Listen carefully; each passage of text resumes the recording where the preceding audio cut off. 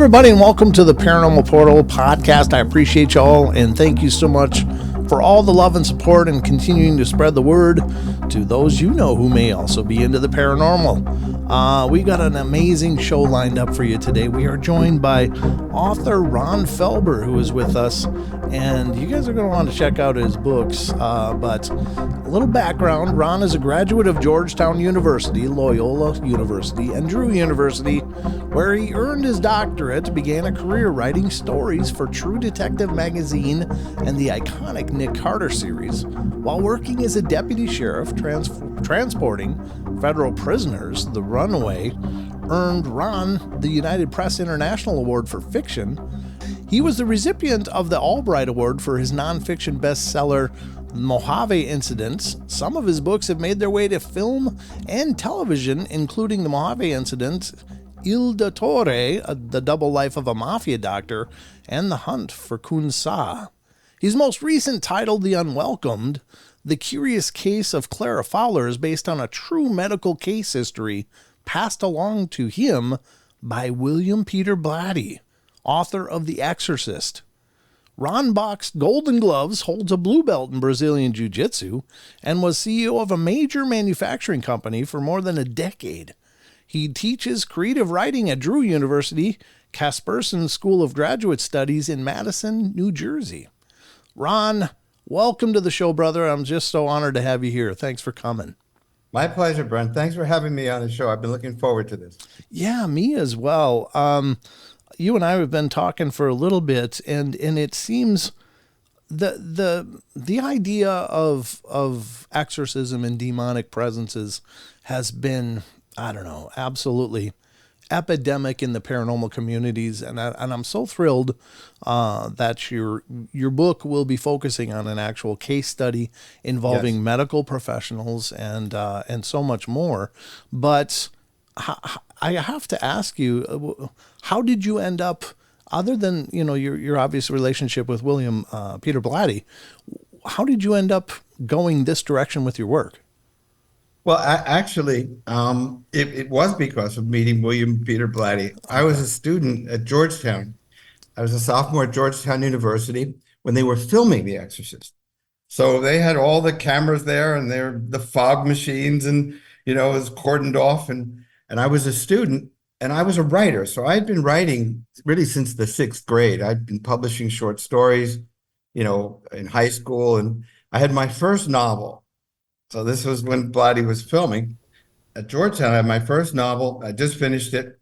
So it was probably filled with typos and everything else, but it was my novel, and I was, 18 and anxious if I could just get this to William Peter Blatty, who at the time had The Exorcist, which was the New York Times bestseller, for 56 weeks. Oh, yeah. So I said, if I can get this in the hands of this guy, and let's just imagine that he likes it. And let's just imagine that he says, well, this is good. I'm going to help you get it published. So with that dream in my head, I couldn't meet him directly, but I did go across the Key Bridge from Georgetown, across the Potomac to the Marriott Key Bridge, where he and his staff were staying. And he had an office with an admin.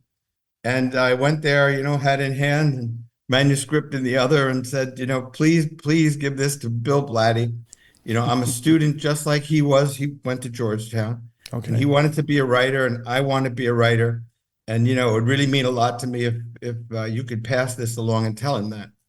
So she said, well, I'll put it in the stack. And there was a stack of about 70 manuscripts from all over the world, France, England, you name it. Right. And I said, no, please don't put it in the stack. I'm here. These people mailed it to you or whatever. I came across here. I'm in person. Here we are talking. All I ask is take this one manuscript, this one, and give it to Bill and tell him that we're very similar, that he was a student that came from the Bronx, New York. I came from Newark, New Jersey. He was on scholarship. I was on scholarship. He wanted to be a writer. I want to be a writer. Just tell him I'm really him, except 30 years have gone by. And she did. Wow. So she gave it to him. And lo and behold, I went back for Thanksgiving vacation to my parents' home, and my home too. in New Jersey, and he called, said, "I like your book. I'd like to meet with you and discuss it." And he helped me with it, not with that book because it just wasn't good enough, but he gave me this story. He said, Wow. you have the brains and the talent to be a fine writer. I have this story that I was going to do, but I've decided not to do because he was on to other things.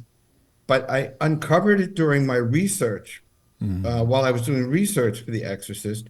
And here it is. It's about this woman in Boston, a Radcliffe student, Radcliffe College, 1898 to 1904, and she displays all the symptoms of demonic possession and is studied by the world's foremost psychiatrists and medical physicians at the time, along with a clairvoyant and a spiritualist.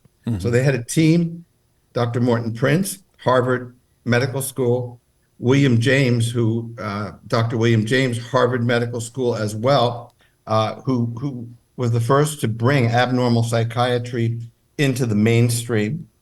And then Dr. George Waterman, Prince's protege; Richard Hodgson, who was the president of the Psychical Research Society; and a clairvoyant named Leonora Piper. So that was the team. But that's how I got the story. I tried to write it, and frankly, I just wasn't good enough to do it. It was a complicated, difficult story. So I put it aside, and about 3 years ago, I had all the research done and whatnot. And so I said, let me give another whirl at this. And fortunately, it came out quite well. Oh, that's fantastic. Yeah, I was going to ask you. It's like, wow, that's quite a spread of time between when you received the information versus when you were actually doing it. Brenda, I wrote 12 books in between. I was going to ask you that as a side note, because you seem like you're very much an overachiever, and not I don't mean that in a critical manner at all. I mean just all of the hats that you've worn through your journey, and yet to still find time while you're doing all of this stuff to write and to create and to teach, and it's just amazing. Your life must have been a racetrack. Well, yeah, it was for a period of time. There was a period I had 3 kids, was married, had 3 kids. I was CEO of a large manufacturing company, maybe $350 million company.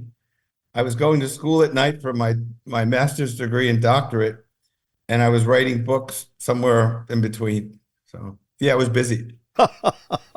That's incredible. I mean, my hat's off to you, because I think, in order to achieve dreams, that's the kind of motivation you really got to have.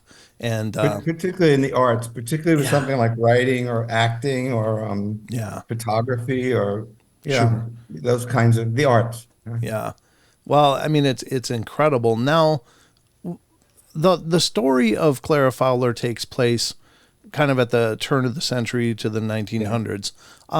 Would you say, and this is my question, because oftentimes when we think of old medical practitioners and stuff, that maybe they were less grounded in science and more grounded in the remnants of spiritualism and such, but that really wasn't the case, was it? These were truly academic and not prone to, well, it must be, spirits, right? Well, the funny thing is, at that time, there were about 9 million spiritualists. And these were people like Sir Arthur Conan Doyle, Sherlock Holmes, wrote Sherlock Holmes, Charles Dickens, the famous novelist, Madame Curie and her husband, who invented or founded X-rays, the X-rays.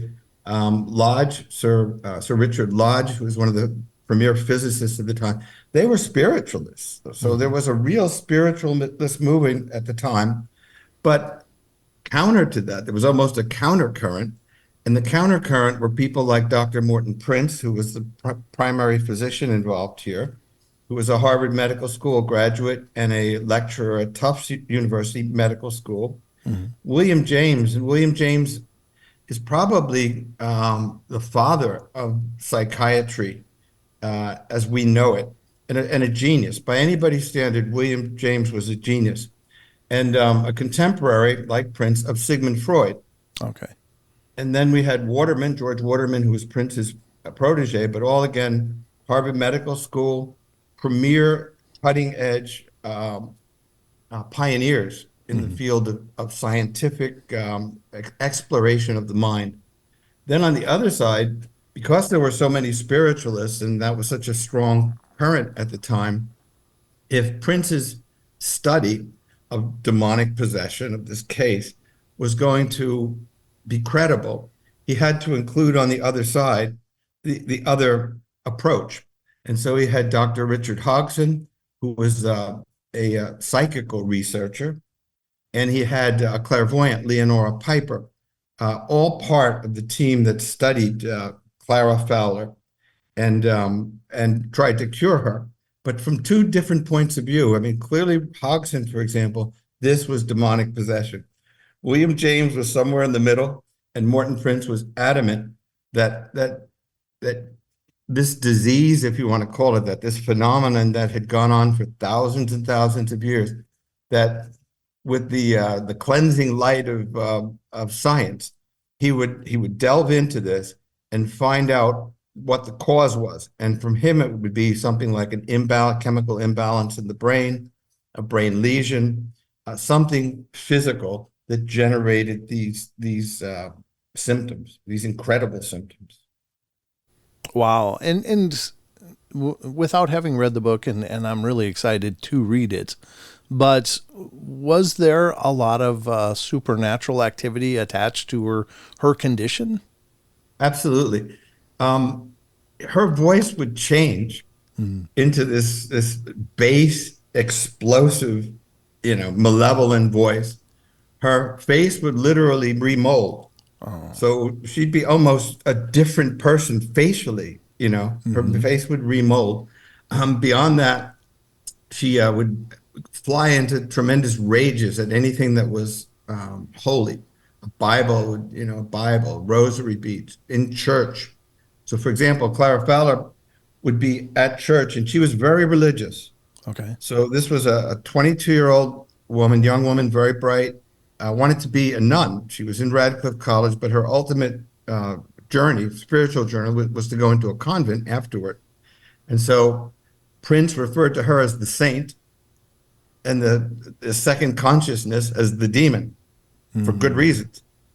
In her saintly state, Clara Fowler would see visitations from the Virgin Mary and from Jesus Christ. So she thought she had a religious calling, a deep religious calling. But in the second state, and they studied it deeply, the demonic state felt no pain, had no need for food, had no need for sleep, was free of illness, was immune from illness, didn't suffer from fatigue, and also was awake 24/7. So the demonic state knew everything, every dream, every little thought that went through Clara Fowler's head, and used it with great effect against her. Oh, God, that's gotta be just a fresh kind of hell to live through, and that poor woman. Did they ever figure out where this might have come in?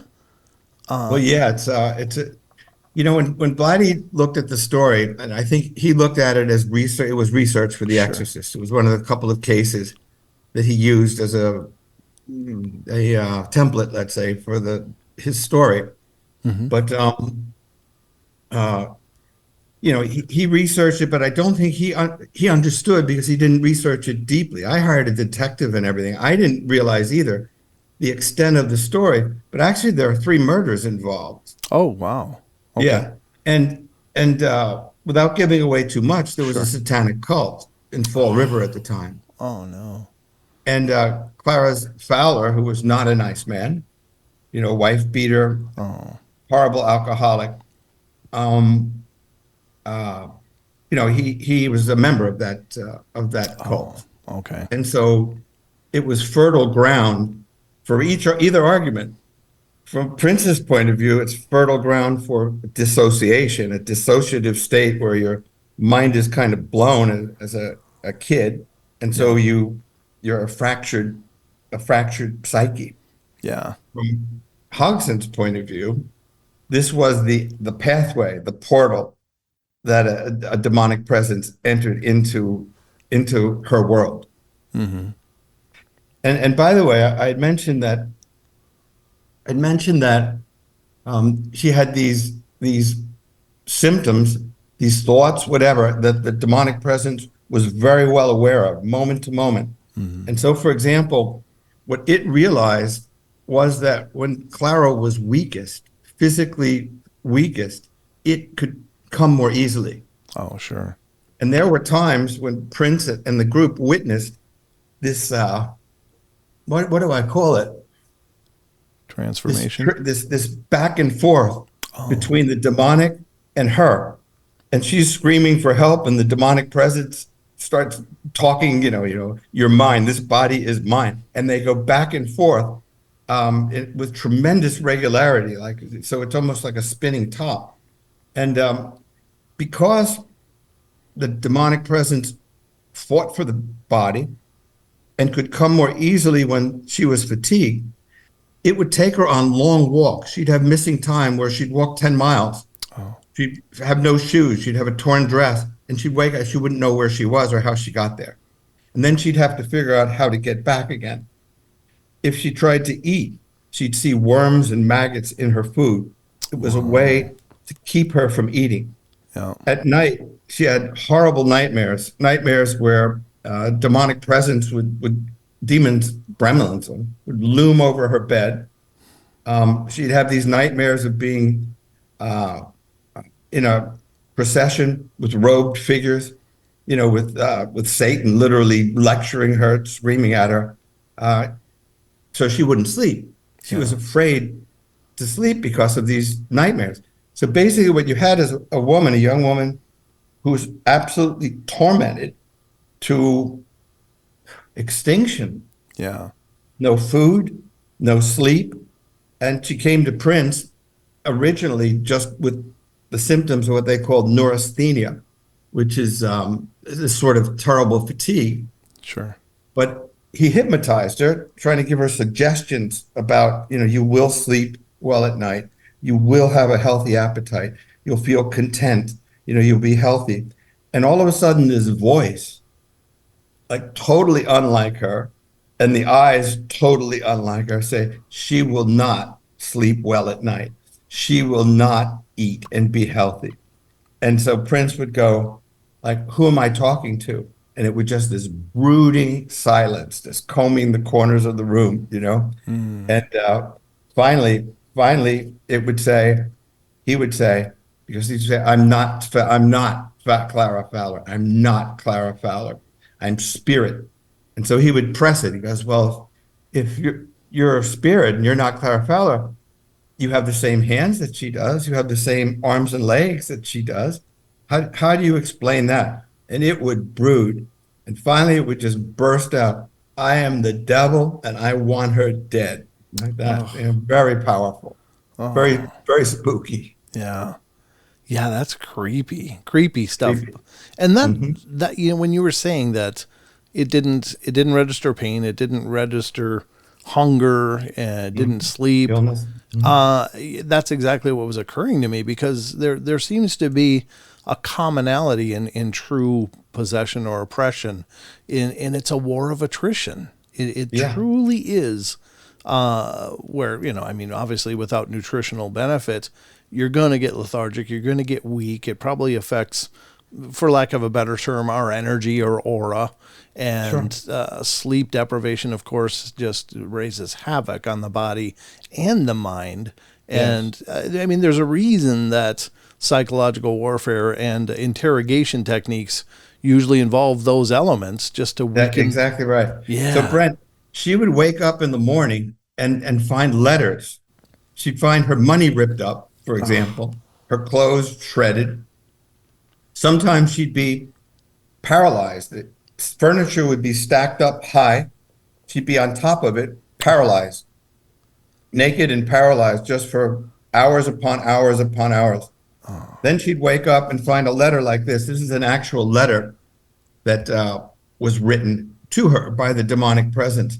Hypocrite, whore, how I hate you. The pains of hell shall come down upon thee. You shall find no help, no comfort in heaven or earth from my wrath, not till student Clara is dead and puts a bullet through her head.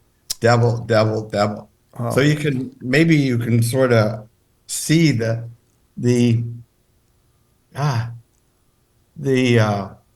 torment Yeah.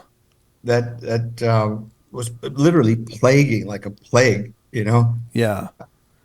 on this woman. Yeah. The other thing I find incredibly interesting is that in her case and in others that I've become familiar with to some extent through the years, but in some of those cases, there is this almost spiritual tug of war between goodness and that dark evil, like they're pulling back and forth, and somehow the person is the rope, and it's... Oh, that's really, really a good point. And, I teach literature a little bit, as I mentioned before, we discussed.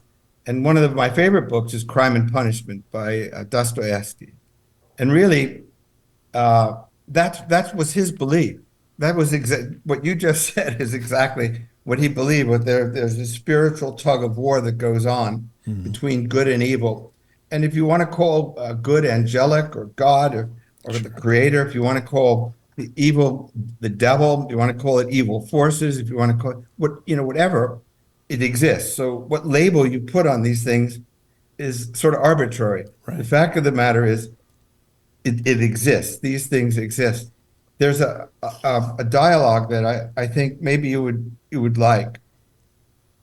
Why would a demonic presence bother with her in particular? Well, one reason I think is that she wanted to be a nun. Sure. The other is that she really had a calling where literally, she said that she'd seen, with visitations, like the Virgin Mary would appear to her in times of trouble and comfort her. So in that sense, it was a target. But then there's a more general one, and this comes from the book. So I'll read it if you don't mind. It's yes, not please. Long. Yeah. So one of the doctors says, why are you doing this to the demonic state? Why do I bother with a pathetic bitch like Clara Fowler? I do it because it's my job. God is dead. Jesus is in hell. Yet moment to moment, we fight for the souls of humans, sometimes by the thousands, often one at a time, each a small or momentous victory, and we celebrate those victories. Truly we do. And then somebody says, God, what about God? A tired general, incompetent, blithering. Angels have lost their confidence in him, knowing the power of the forces I command. It lowered its voice and spoke with scorn. The English would say he let his side down.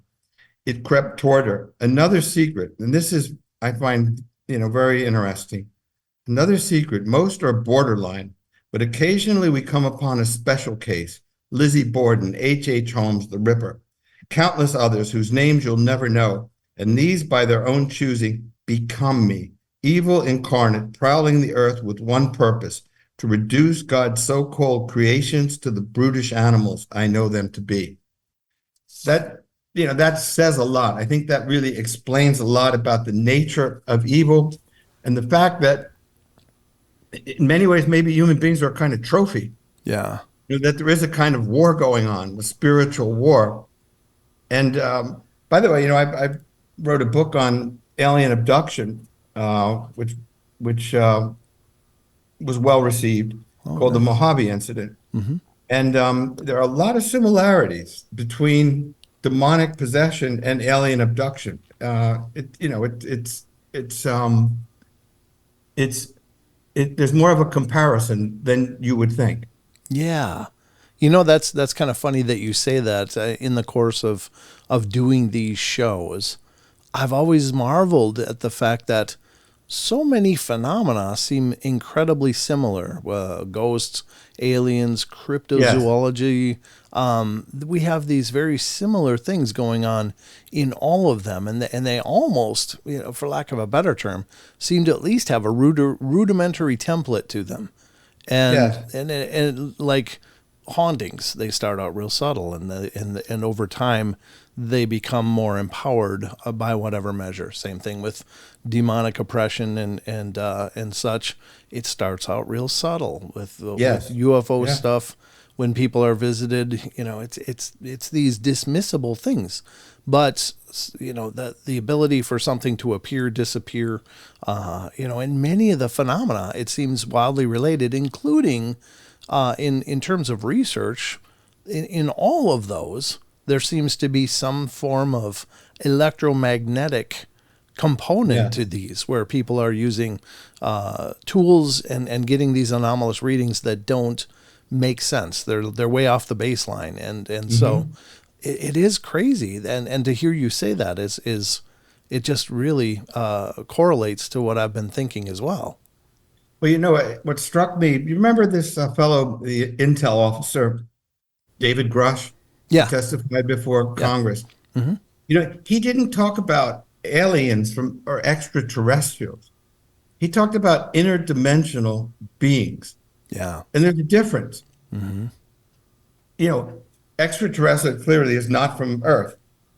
But interdimensional means that there could be parallel universes, parallel worlds. Yeah. And, if you look at quantum mechanics and those kinds of relatively new views on physics and the nature of reality, I don't think many people would scoff at the idea of alternate universes or other worlds. Aldous Huxley in Doors of Perception talks about the other world. Sir Francis Crick, talks about what is reality, the case against reality, meaning what we see is not real. What we see isn't real. For example, something like light. You see light, I see light. But there's ultraviolet light, there's infrared light, there's radio waves, there's microwaves that we don't see.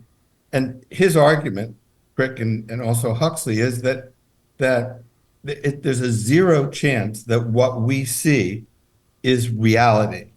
Pretty much what we see is what we need to see to get food, to get water, and to survive. Yeah.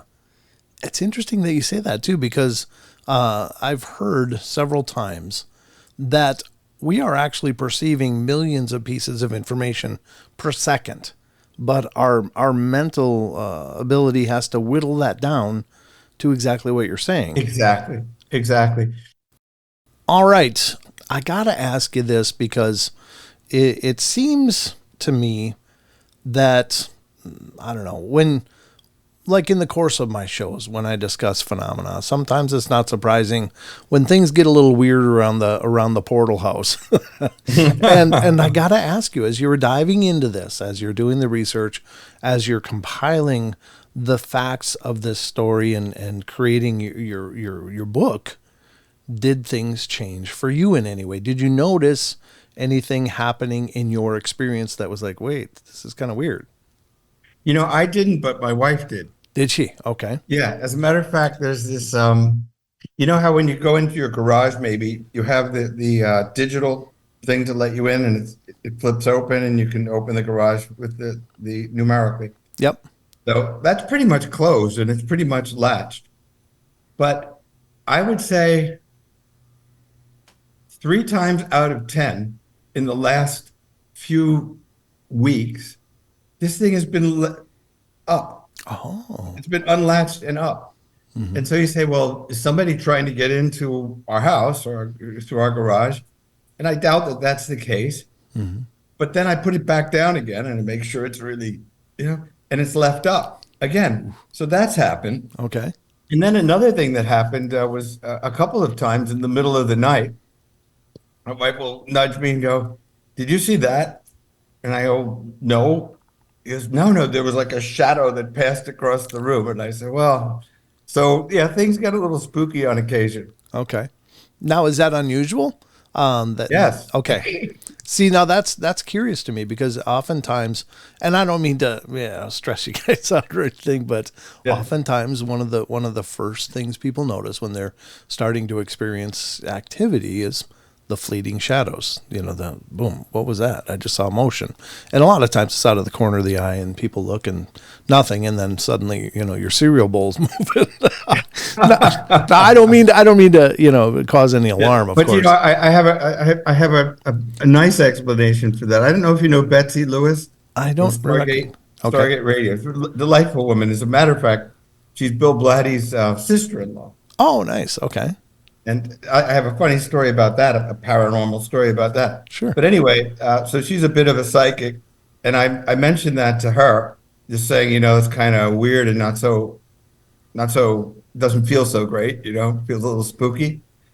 My mom had passed away a short while ago, and she said, that's not what you think it is. That's your mother telling you that she's still there. So that was a kind of comforting moment. Yeah, that's beautiful. Yeah, absolutely. Yeah.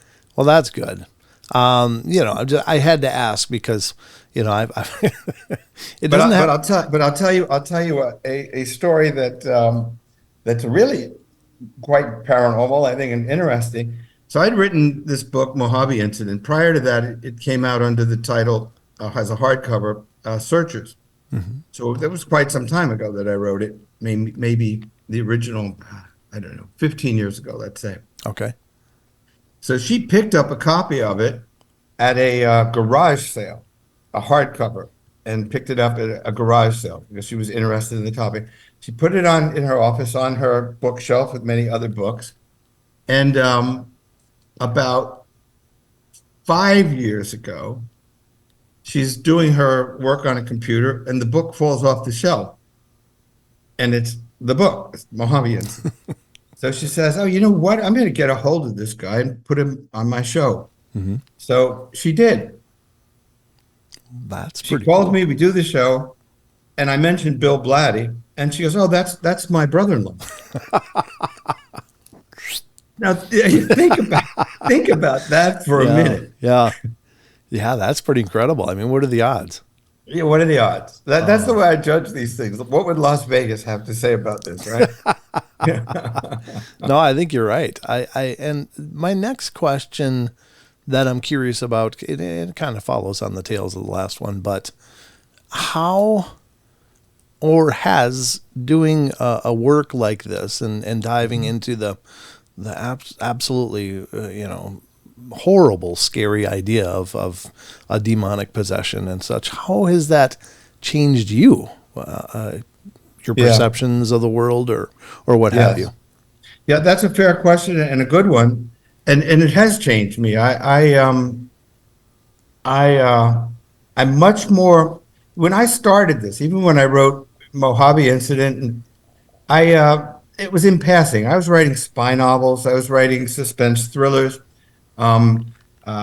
I wrote the Nick Carter series, which is like sort of the American James Bond sort of thing. Mm-hmm. And I wrote about what I wanted to write about. And I wrote about privacy and the Fourth Amendment and J. Edgar Hoover. And so whatever I really felt like writing about, fortunately, I was fortunate enough to find a good story and be able to write about it successfully.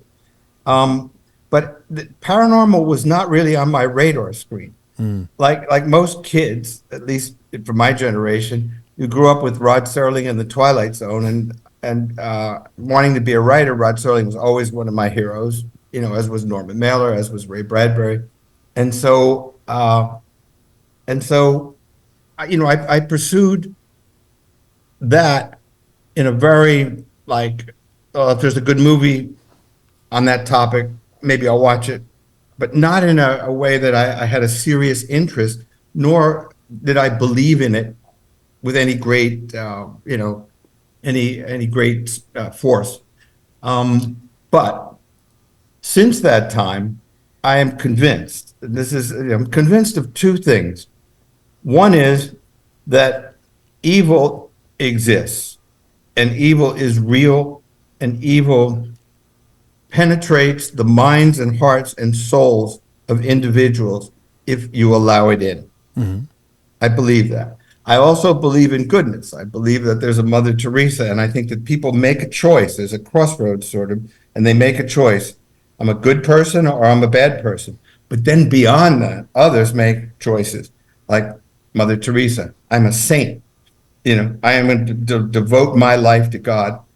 Similarly, I think individuals say, I am going to devote my life to the devil. And these are demonically possessed in a slightly different sense, but nevertheless, demonically possessed. The other thing I believe is that, as I mentioned, I think we know zero. There's a zero chance that what we think is real is really real. I saw this Masato Kaku, the astrophysicist, and he was being interviewed. It's a great interview. And he said, these telescopes, the most recent ones, what they show you of the universe is like a pinprick. And then they blow it up and you see all these massive amount of stars. Apparently, there are like millions, not of stars, not of universes, millions of universes. And so I don't think we understand anything about what's real, but I would dare to say this, that a large percentage of what we don't see that is very real is spiritual. Is spiritual. Yeah, I think that's call it interdimensional if you like. Angels can be interdimensional if you want to call them that. Demons can be interdimensional if you want to call them that. God can be interdimensional if you want to call him that. It's semantics, but at the end, these forces exist. So did the work in the Clara Fowler case change your views in spiritual terms at all, or alter them in any way? Yeah, no, I think I'm convinced at this stage of the game. There's a quote and from Norman Mailer that captures this beautifully, and I put it in the back of the book, and I'll find it too. Oh, that's good. He says, "The devil might be a presence from another universe. We might be fighting an implacable enemy out there, and the devil might be the agent of the implacable enemy, with God as the tired general fighting that war with his own agents of hope." I think what I've come to is that a lot of this phenomenon, whether it's ghosts, whether it's alien beings, extraterrestrials, whether it's demonic presence, whether it's angelic presence, which is there are a lot of photographs, incredible photographs of the Virgin Mary in Egypt, for example, on the internet and see them. They're really remarkable. So I think that these beings exist, these forces exist. And I think occasionally you get a peek behind the curtain, like this case or others, where you get to see a little bit of what's really real. And I guess that's where I've come out. That's where my beliefs have been reinforced for sure. Yeah, and I think probably in your case, having that diverse background of experience probably was incredibly important, not only in your personal constitution, just to delve into these shadowy darknesses and yet keep yourself together. Because I think even by virtue of doing this show for me, it's been transformative in many ways. And if you don't have a good base, you might lose yourself in all of this craziness. But certainly, I think that putting this information out there is only beneficial, and letting people know, look, there's things we don't understand. You had mentioned something that I thought was incredibly cool, and it's something that's occurred to me too. And that is that maybe the definition or the terms aren't as important, whether it's interdimensional beings or spirits or ghosts or angels or demons, whatever. We probably don't understand a lot of the mechanics or any of the mechanics of any of this and how it works. But the important thing is to be aware that they may and probably are part of our experience to some measure, and to, keep yourself true. But I've often said, I think we as a culture tend to just throw labels at things just because they're terms of understanding. It's like if I say I saw a ghost, well, everybody knows instantly what I mean. But if I try to explain to somebody, look, I saw this possible trans-dimensional apparition of energetic proportions. Exactly. Yeah, it gets a little confusing. Yeah, exactly. I think that's very true. Yeah, I think that's very true. Yeah, it's incredible stuff, and it's oddly frightening though as well, because I don't know, in your journey through this story, was there any key takeaways, like, well, maybe that's where it started going sour? Of course, I'm thinking of the Exorcist movie and this little, what was her name, Reagan in the movie or whatever. Reagan, yeah. And where these odd behavior just started, and it's like, well, she's wandering out and in a sleeping stupor and wets herself in the middle of the floor. It's like, well, that's not good. Yeah. Well, I mean, it started in The Exorcist with a Ouija board. Oh, right. Yeah, Captain Howdy.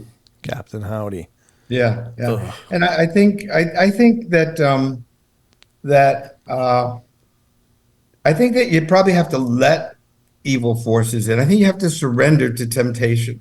I'm not a hugely religious guy, but I'll say this: I do know the Bible, when the devil tempted Jesus, he held on a mountaintop and said, you can have this, you can have money, and you can have power.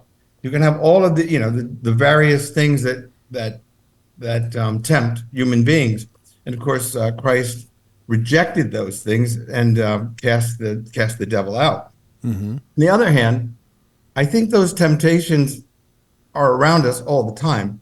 Right. I think they're human temptations, and I think you can submit to them. And at some point in time, for example, Darwin's whole thing is that it's about survival of the fittest. So everything I'm going to be doing, all my thoughts are really figuring out, how do I survive better, Mm-hmm. But that doesn't really hold up, I don't think, because, again, you have the mystery of evil, but you also have the mystery of goodness. And I think people have a choice. I think they have a choice. Am I going to be a good man, or am I going to be a bad man? And if you start, maybe it's a little like drugs. They say sometimes it's arguable that marijuana leads to this, to this, to this, and you wind up, going for the better high constantly. Yeah. Well, evil might be that way too, where, it starts out as hot water, and before you know it, you're in boiling water, and you don't even feel it. That's a good point. You just acclimate and move in that direction until you become an instrument of evil, as you mentioned before, an instrument, a tool of evil, and I think most people, consciously given the choice and thinking about it, would prefer to be an instrument of good. Yeah. But I think that crossroads exists. I think you make that decision. Is it this road or is it this road? And ultimately, I think maybe that's the human experience in a nutshell. That's incredibly profound, and I love that, because I think you're absolutely right. I think our most profound decisions just are forks in the road, and essentially you just make the best choice possible for yourself. And certainly human beings are incredibly fallible, and I think we're often seduced all the time. Maybe in the advent of our modern age, it's more than ever, because everything's literally a mouse click away, whatever. Yeah, but also the same can be said for the good stuff. It's just a mouse click away, and making those same choices, but in a better light. So yeah, absolutely. So societally, just to throw my 2 cents in, I think it's really important to have heroes. I mean, I think any culture needs heroes, and I'm not so sure they should be rap stars or this or that. I think they should be people that demonstrate integrity and good spirit, virtue, and a will to make things better, to make the world better. Yeah. And it's funny in our modern age that we do elevate these performers to these pedestals, and essentially, and I'm not degrading any of these people. I mean, they work very hard, but they are playing a part. They are pretending to be something that inspires and such. But that doesn't, we often equate that, well, this is that person, of course. Well, no. Robert Downey Jr. is really not Iron Man. Yes, yes. And just because you have a good singing voice, assuming that you do, doesn't mean you know anything about, I don't know, how to live your life. It just means you have a good singing voice. Yeah, exactly. You got a talent for melody doesn't mean you got everything else figured out. Good point. Very good point. Yeah. So Ron, when does the book come out? Well, the book is available for pre-order right now. Do you mind if I hold? I have the cover. Please, yeah. That's the cover right here. Oh, beautiful. And it's available on Amazon or Barnes and Noble, and any of the online, booksellers. And you can pre-order it, and it'll be distributed in May. So we're a little bit ahead of the curve. But for me, it's very important because the more pre-orders there are, the more books are printed and the more distribution. And so, that's important from my standpoint. Absolutely. I think it's an exciting book. Again, it's one you want to maybe read with the lights on, but it's going to be an incredible journey. And Ron, how can people stay in touch with you and what you're doing? Well, I have a website. It's pretty easy. Ron Felber, FELBER.com. And and so that would be the way. I'm on Facebook. I'm on Instagram. So, those would be ways. And are signed copies available then through your website, or? They will be. Okay. I haven't quite done that yet, but what I'm going to do is probably arrange so that we can get some signed copies out to people. Yeah. Oh, that's wonderful. Well, Ron, it's been an incredible journey. I've really loved talking to you, and I hope you'll come back. I'd be delighted. Maybe in June or so. Maybe after this is distributed in bookstores, we'll chat again. I'd love that. Oh, that'd be wonderful. And thank you so much. I have a new story I'm working on too. Ooh. But I'll tell you about that next time. No teasers, huh? Well, very good, sir. Thank you so much for making the time for us today. Sounds great. Thanks so much, Brent. Appreciate it.